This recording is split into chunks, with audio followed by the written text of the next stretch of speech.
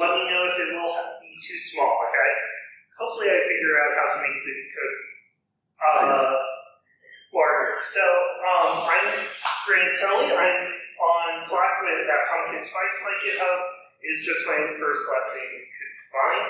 I'm talking about how to programmatically make 3D meshes with Trimesh. I will explain how I chose to do this, how to create primitives, which are basically spheres, basic shapes, moving the objects, unionizing them together so that way we can combine them together, how to create custom shapes using NumPy. That's where most of my time went into. How to rotate the shapes using the code so that way we can programmatically move them. And then also save the models. So I sort of started doing this because, there are a few ways to do this. You could use Blender, which is more artistic, or you can use Cat, which is more engineering focused. But if you want to do them together, or if you have a lot of variables, I really wanted to go more with programming. Right? And here's what I was trying to do. So basically everything above that blue line I tried to get done. Did not get fully done, but I got, this is the top of the humerus, so it's this bone right here. And so you have a ball, you have a socket, you have these two things which were the tubercles. I didn't get to those, but that's basically the shape that I was aiming for. The tubercles are the actual mountain pieces, and they have the groove, which I forget off the top of my head. And see, I was going to do this because I wanted to create an X-ray simulator, and I found online that there are no simulations of the human body that are customizable, or even the full thing. They're just like scans of a human body that's labeled and out there. So I ended up doing that. To get started, you want to pip install Trimesh. Pip is the package manager. And then you want to also install Manifold for unionizing them together. And then if you're doing custom shapes, you also need SciPy and network packs. Now here's where the code is. Is this too small for people in the back? Okay. So, is that better? Yes. Okay. So these are the imports that I'm using, NumPy, Trimesh. That's all I need for the whole entire thing. All the other imports are just for libraries that everything else calls.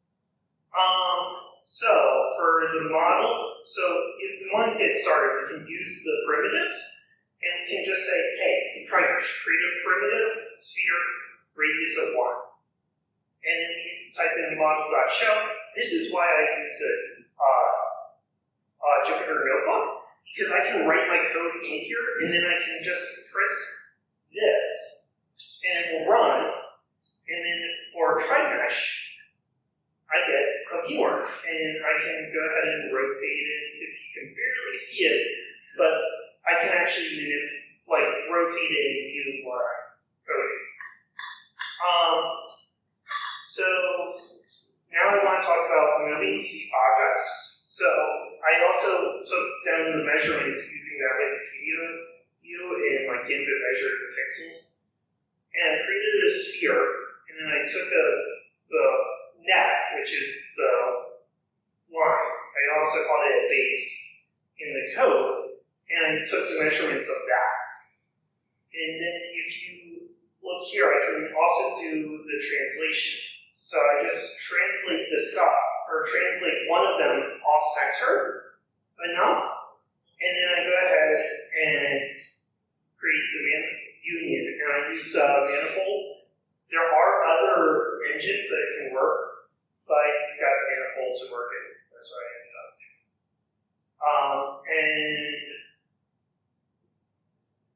And this is what it starts to look like. And then if I can just rotate it, this is the basic view of the humerus.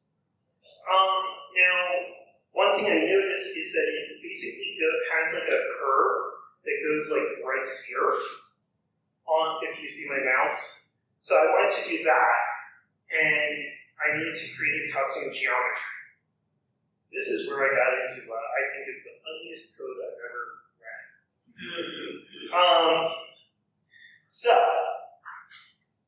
And actually, do work.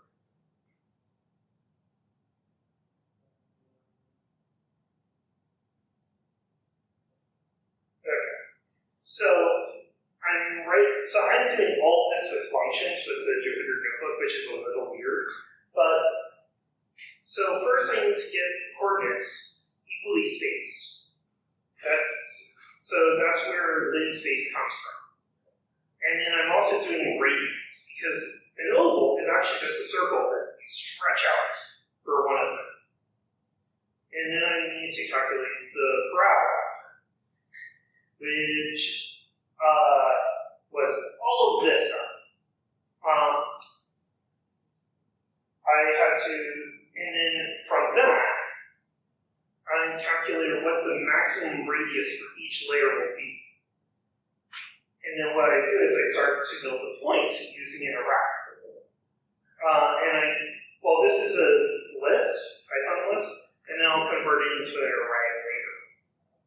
And then after I get all of that done, so I have the points as x, y, z, and I append it, and I then make it into the array. And then for faces, I've got to do the exact same. I've got to go ahead and remember how I kept my points in the list, which order I kept them in, and I basically use the indices of the points to create the face.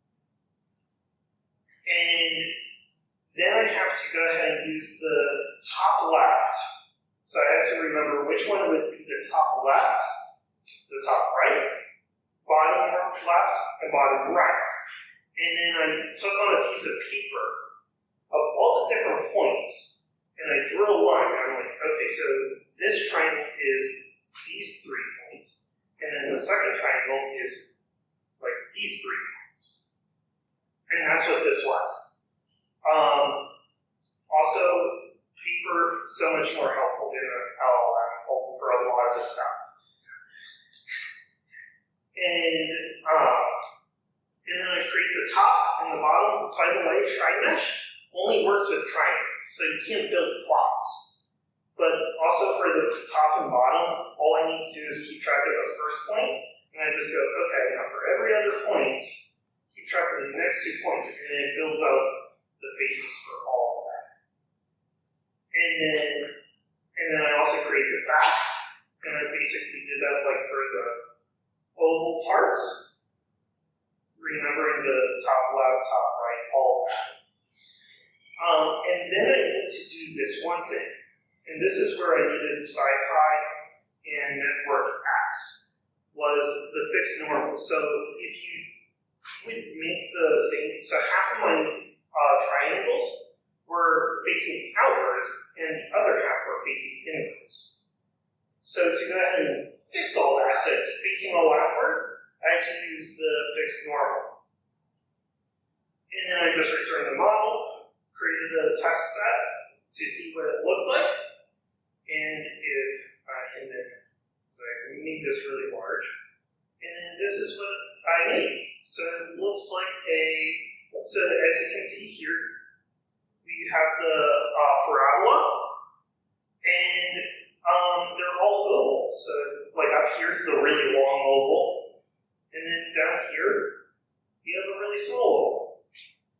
And then I went to try and combine the two.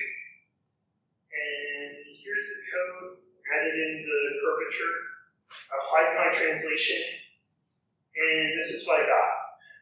So, so if we go down, there's no curvature on here, but if we go around, it's 90 degrees offset. So now I have to rotate it.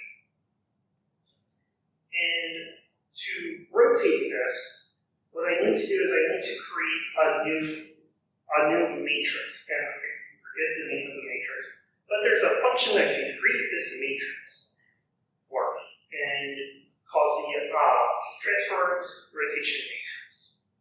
And so what I do is after I create the model, I go ahead and I rotate the matrix.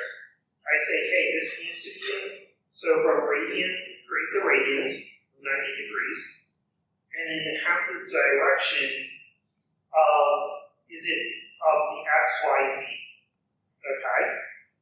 And then I have the point, the center point of where it will rotate on. And that's how I can finally rotate the model. And then when I apply it as the transforms, I then get this. And this is pretty much what I wanted. This was like 90% of my time coding this. And then I just wanted to also add more. And then I also wanted to smooth it out.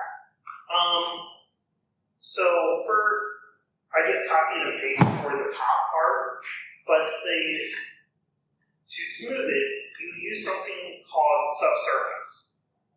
In Blender, you have something called a subsurface modifier, so you might have like an isohedron, but you want it to be a sphere, so you just add in a bunch of subsurface modifiers, and it makes it really, really smooth. And then your computer really slows down because it has to calculate all that. This is probably the main drawback for using Jupyter Notebook to also display these models. Because the more matrices that you have, or the more points you have, it slows it all down, and I can crash it by going ahead and say 5. Which is not that many for smoothing, but whatever. This is as best as I could get. So I went ahead and created it, but I still wanted it to be smoother. And I created, so I went ahead and I also added the top oval into a function, rotated that, and then to go ahead and do the subdivide, I just ran model.subdivide, iterations 3. And this is the final, and as you can see, it's really slow. I'm trying to move it. Here we go.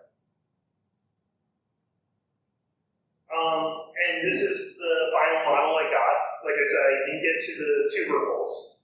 Also, when you're doing x-rays, which was the thing that I eventually want to take this project into, which was the x-ray simulation, you don't need that high-def resolution. So, and I just got this part done on Sunday, and I got the writing of this done like at midnight.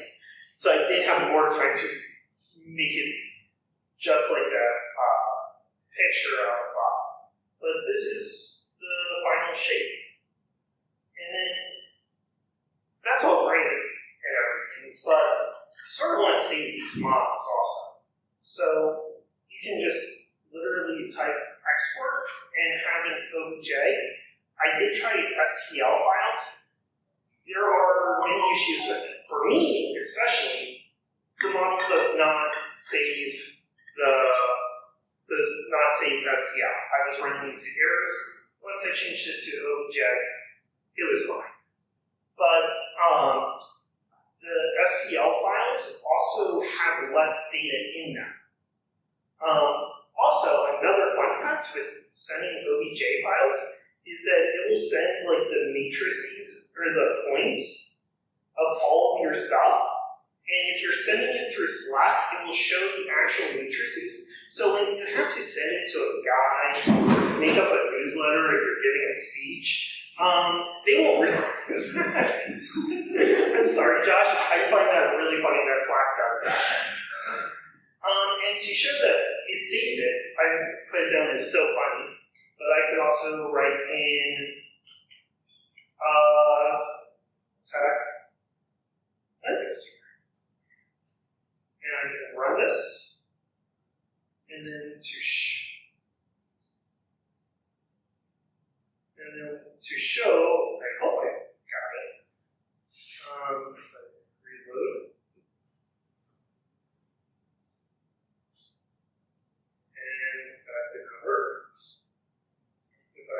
Maybe if I go.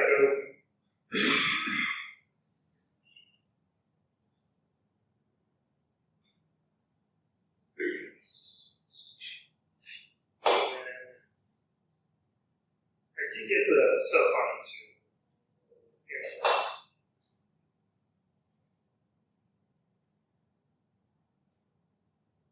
Okay, I don't know what's happening there. Oh, I think I know what it is. I went ahead and ran the one with the sphere, and so then now it's loading in that sphere that I ran. So if I just run it all, and then I can just go ahead and just import it and actually bring in live demos are so fun, right? There we go. And I have the old one also there,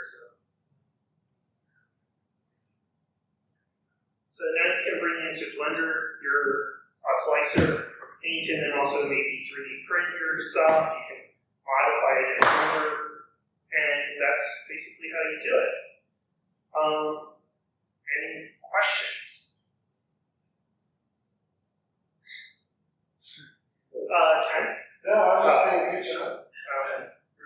Could you 3D print these? Yes, I could. I just did not have time to get my 3D printer up and running. I was thinking that's CLC, so I was really hoping to get a 3D print up here, but it would probably, I haven't ran it in probably a year, so I'd have to calibrate it.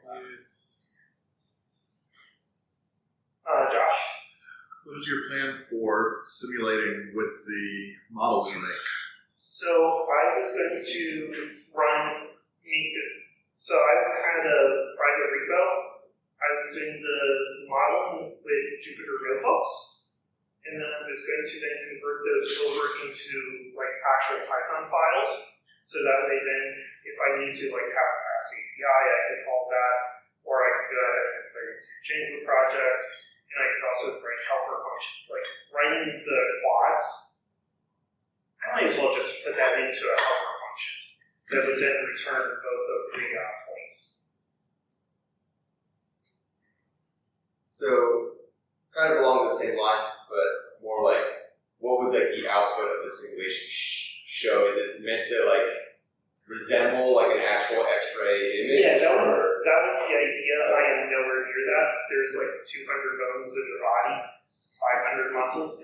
That's a lot of. That's fun. So yeah, it was.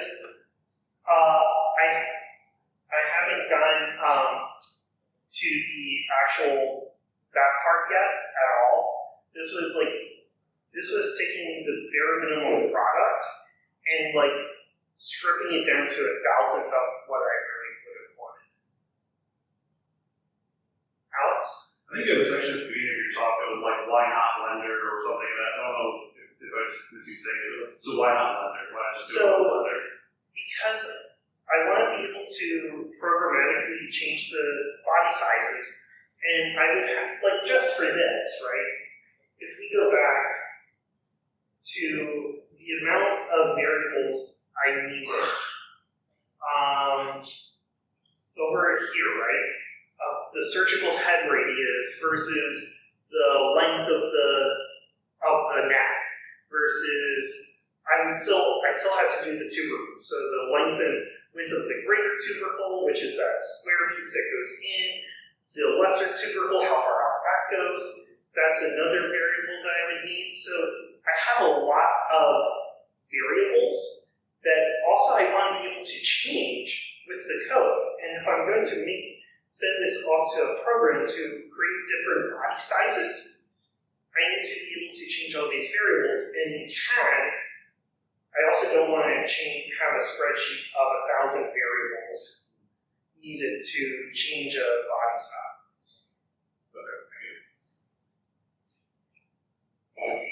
Sort of of a repeat of Alex's question, but why didn't you just write this in Blender's Python module then? So, from what I've seen, most of Blender's, the documentation was like, here's how you make a plugin, and I'm like, I do not want to make a plugin.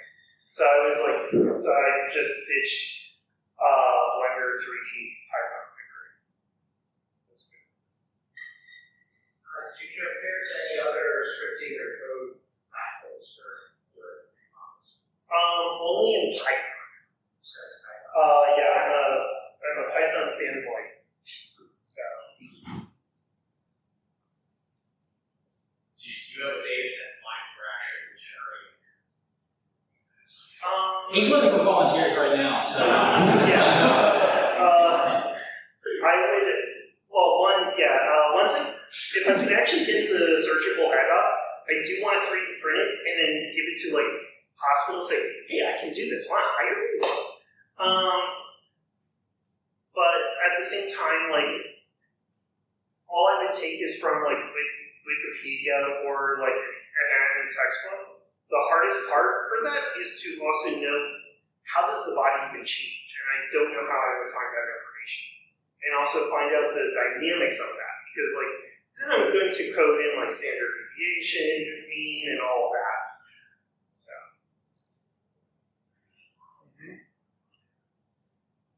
Would it be possible to go further, like do some CAT scan, like CAT scan stuff? Well, that would be in the future, but right now I'm like, that's also on like step million. I haven't even gotten one single bone created. I haven't even gotten the piece that I actually want to program built. So I'm like, so that's like the end goal. But you did start with like base bone and bottom, right? No. Humorous. So the top part. Humorous. Yeah, but it's still pretty basic. I don't think though the femur, and if we have any medical people here tonight, you can correct me. I don't think that femur has the tubercles. Doesn't have those two like things jutting out of it. So once I wasn't married to nurse. I have no idea. you should have told her to come. It's alright. I asked her once how many bones in the human body we like, and she didn't know the number. And I didn't find her for that, so she was like, it's fine. I don't even know how many there are. I can put back in the right place. Yeah. And that was an okay answer for me, so. Yeah. They say 206, but honestly for the programming, They say. But honestly, like, I probably only need to get half of that or about half. Like, we're pretty symmetrical. Yeah, pretty principle. 80-20 now, right there. Yeah. Could you, for this program, do like some like a foreign object, like a key or? All right, good enough questions.